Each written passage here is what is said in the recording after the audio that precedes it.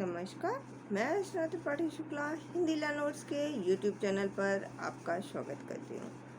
आज मैं आपको सीआरपीसी यानी कि दंड प्रक्रिया संहिता धारा 331 से लेकर के धारा 335 तक बताऊँगी। जैसा कि आप सभी को ज्ञात होगा कि इससे पहले की पोस्ट में हमने धारा 336 से लेकर के धारा 340 तक बता चुके हैं। आइए जानते हैं धारा 331। धारा 331 इस धारा के अनुसार जांच या फिर विचारण को जो बंद हो चुका है उसको पुनः चालू करने के बारे में बताया गया है। जैसे कि जब कभी भी जांच होता है या विचारण होता है जो कि धारा 328 या फिर धारा 329 के अधीन अगर मुलतवी किया गया है तो उस स्थिति में क्या होता है, मजिस्ट्रेट और जो न्यायालय जांच होता है वह विचारण को एक जो संबंधित व्यक्ति होता है या फिर वो चित्त विकृति अगर ना रहने पर किसी भी समय पुनः चालू कर सकता है। और ऐसे मजिस्ट्रेट या फिर न्यायालय के समक्ष अभियुक्त को हाजिर होने के लिए या फिर लाए जाने के लिए अपेक्षा कर सकता है। क्या होगा कि जब अभियुक्त धारा 330 के अधीन अगर उसको छोड़ दिया गया है और उसकी हाजिरी के लिए जो है उस अधिकारी को समक्ष उसको फिर से पेश किया जा सकता है। कौन से अधिकारी के पास? जिसे मजिस्ट्रेट या न्यायालय ने नियुक्त किया है। तब क्या होगा, ऐसे अधिकारी का जो कि प्रमाण पत्र प्रस्तुत करेगा कि अभियुक्त अपनी प्रतिरक्षा करने में समर्थ है और उससे साक्ष्य लेने योग्य है या फिर उससे साक्ष्य लिया जा सकता है। तो ये धारा 331 में बताया गया है।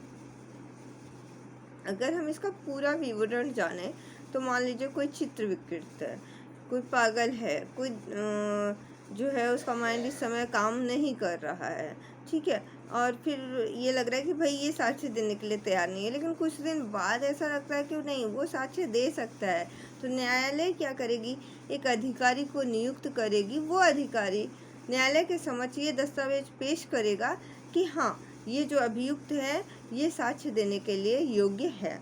ठीक है, ये था धारा 331। अब दंड प्रक्रिया संहिता धारा 332 क्या कहती है? धारा 332 के अनुसार मजिस्ट्रेट या फिर न्यायालय के समक्ष जो अभियुक्त है उसके हाजिर होने पर जो प्रक्रिया है उसके बारे में बताया गया है। क्या बताया गया है कि जब अभियुक्त उस स्थिति में मजिस्ट्रेट या फिर न्यायालय के समक्ष हाजिर होता है और या फिर पुनः उसको मजिस्ट्रेट के सामने लाया जाता है, तब यदि मजिस्ट्रेट या फिर न्यायालय यह विचार करता है कि वह प्रतिरक्षा करने में अपनी समर्थ है तो उसको जांच या विचारण के लिए आगे लाया जा सकता है।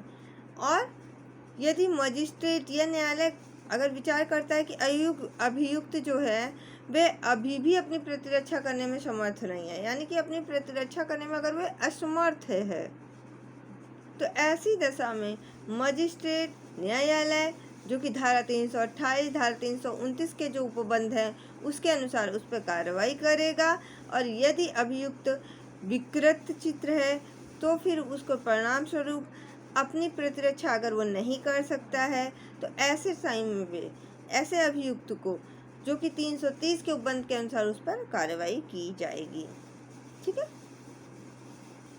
अब धारा 333 क्या कहती है? तो दंड प्रक्रिया संहिता धारा 333 कहती है कि जब अभियुक्त स्वस्थ चित्र रहे तो ऐसी स्थिति में क्या किया जाएगा?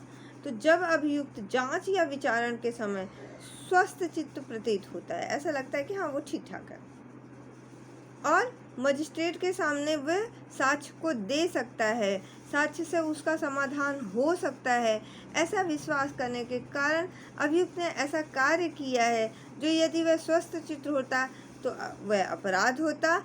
और यह कि उस समय जब वह कार्य किया गया था तो वह चित्त विकृत के स्थिति में था, यानी उस समय वह स्वस्थ नहीं था परंतु आज वह स्वस्थ है।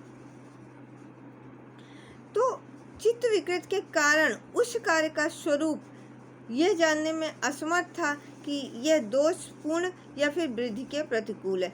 यानी उस टाइम, जिस टाइम उसने वो कार्य किया था, वो अपराध किया था, उस टाइम वो चित्त विकृत था। उसको नहीं पता था कि ये अपराध करने पे क्या होगा, या हमने ये अपराध किया है उसका परिणाम क्या होगा, किसी को नुकसान होगा, किसी को हमने मार डाला है, किसी को हमने चोट पहुंचाई है, तो उसको इस बारे में मालूम नहीं था। परंतु आज वह स्वस्थ है। तो ऐसी स्थिति में दोषपूर्ण या फिर विधि के प्रतिकूल जो भी उसने कार्य किया है, ऐसी स्थिति में मजिस्ट्रेट मामले में आगे कार्यवाही करेगा। और यदि अभियुक्त का विचारण स्पेशल न्यायालय द्वारा किया जाना चाहिए तो उसे सेशन न्यायालय के समक्ष विचारण के लिए भेजा जा सकता है। ये धारा 333 में बताया गया।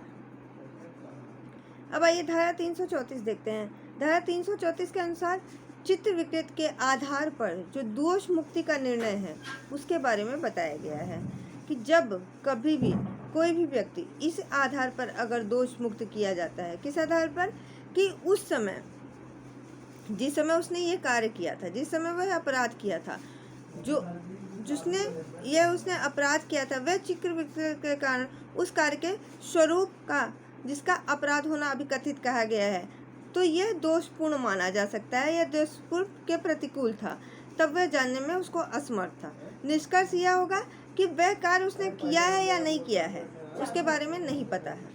तो आज के वीडियो में बस इतना ही।